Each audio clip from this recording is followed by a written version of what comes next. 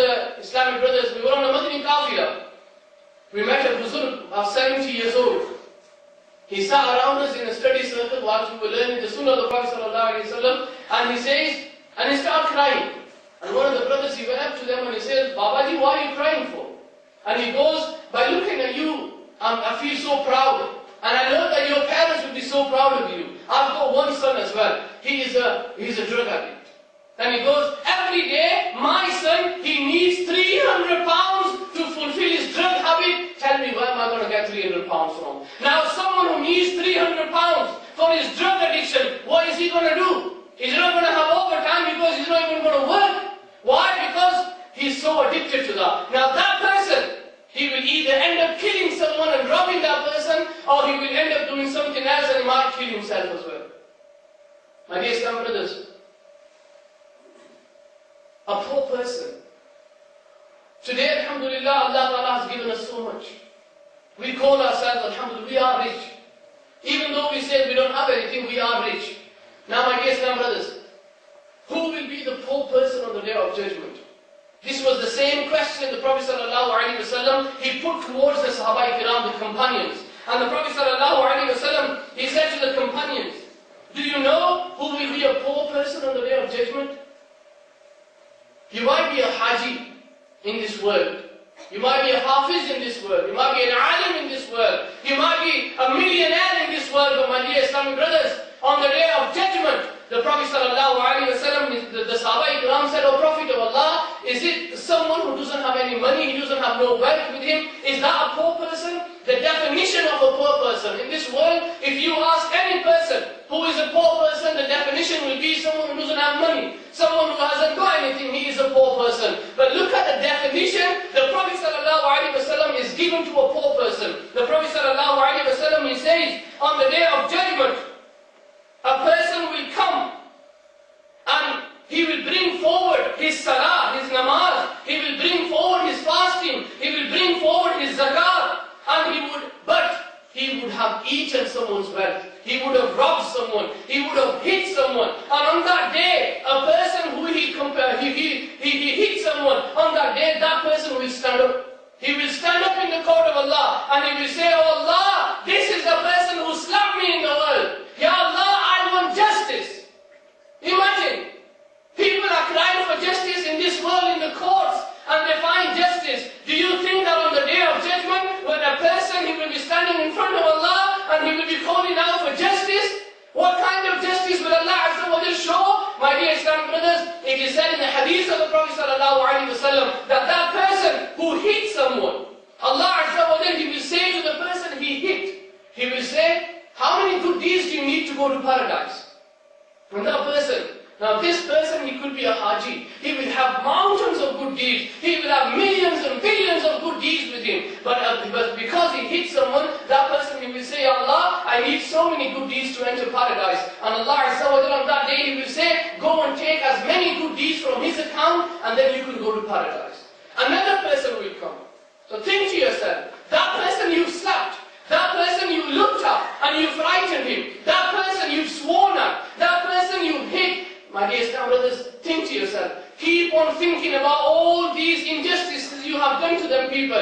Each one of them will stand up and say, Ya Allah, I want justice as well. And he will say, the Prophet ﷺ, he will say, by the time people finish, that person will have no good deeds. And then another person will come and he will say, Ya Allah, this is what he did to me in the dunya. This is what he did to me in the world. I want justice as well. And Allah Azza wa Jalla, he will say, whatever deeds you need, go and take it from him. And that person, he will see and there is nothing there. And Allah Azza wa Jalla, he will say to that person, the oppressed person, have you got any sins? And he will say, yeah. And Allah Azza wa Jalla, he will say, give your sins to him. Now sins will be put on his book of deeds. And then that person will be left with no good deeds and mountains of sins in front of him. And then he will be given the order, oh angels, grab hold of him and throw him into the fire of hell. He was a millionaire. He was a very, very respected person in the world. People kissed his hands. People respected him. But because of these injustices he has been doing on people, he will have nothing. And the Prophet ﷺ, he says, oh my beloved companions, that is a poor person. He is poor. he will have nothing on him on the day of judgment. My dear Islamic brothers, today if we look at our life today, now there might be someone we've sworn at, because we are part of a gang, because we are not scared of anyone, because, yeah, I've got my mates, they can cover up for me. If someone tries to even look at me with these dirty eyes, I've got the whole gang, we can all stand upon him. So you are making people frightened. You are walking on the roads with guns. You are walking on the roads, my dear Islam brothers, you are frightening people. And because of that, never ever think to yourself, you will be a fool if you think to yourself that people are frightened of you. Because people, they respect you. People will come up to you and say, how are you brother, how are you doing? You might think to yourself that they're respecting me. Yeah man, these people are respecting me. So this is the life we need to adopt. Don't be a fool. They are not respecting you. They are only scared of you. And you are walking on the world. If these people are scared of you, you will have to answer to Allah on the day of judgment. How long are you going to live in this world? Shall I tell you about a story about a young brother who was part of a gang?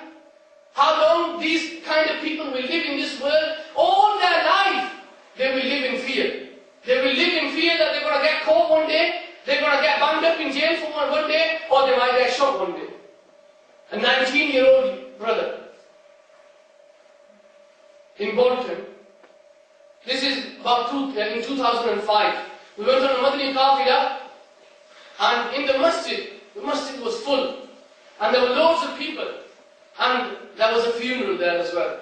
And after the funeral, we asked the brothers there whose funeral it is, and they said that this is the funeral of a 19-year-old lad. He has just been released from jail after serving 4 years. You think to yourself, Allah, if he's been in jail, where was he before? He was in a young offenders institute at the age of 15. Why? Because he was mixed with the wrong crowd. He mixed in with the wrong people. All his education in school wiped out. All that, everything was wiped out. 19-year-old, he came back from jail. Again, as soon as he came out, because he had that lust, we think that this is power. People are scared of you. That is power. That is not power. What happened? When he was released from jail, they say that about 3 or 4 weeks later, because he was part of another gang, and the other gang, the rival gang, they caught up with him and they shot him. Not only shot him, they shot him in the head. Not only that, they ran him over as well. He was trampled. He was trampled over with the car. And they say that his body was, people couldn't recognize him. And they took him to the hospital. And my dear Islamic brothers, when he died, they took him to the hospital and they did an autopsy on him. What is an autopsy? From the head, from here, they split open his head right to the back of the head. Now you might be thinking, well, he's dead, so he's not going to feel any pain. According to the hadith of the Prophet ﷺ, a person, he feels more pain when he dies. He will feel more pain. If you pinch a dead person, he's not going to answer to you. He's not going to say anything to you. He's not going to shout, oh, I'm painful. He's not going to say anything. But according to the hadith of the Prophet ﷺ, he is very, very, very painful. More pain than a person who is alive. Just imagine, when they did an autopsy, so they split open his head from front till the back, and from here right till the belly button.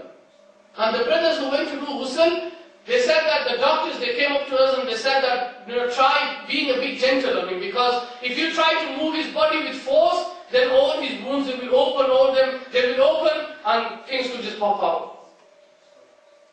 That is the end result. Who wants that end result? I don't think any of us. And may Allah Azza wa Jal keep us away from this kind of test. So my dear Islamic brothers, what I'm trying to say to you is that it is not a life without the remembrance of Allah. There is no life. Today, the shaitan, he is attacking us from every corner. There is so much. The shaitan is trying to destroy our iman. What does the shaitan want from me and you? Why is it that the shaitan doesn't let us come to the masjid? Why is it that the shaitan doesn't let us read our salah? Why is it that the shaitan is making us rebel against our own parents? Why is it that the shaitan is making us swear? It is because he has one thing and is after that. That jewel which is in your heart. shaitan is trying to get that.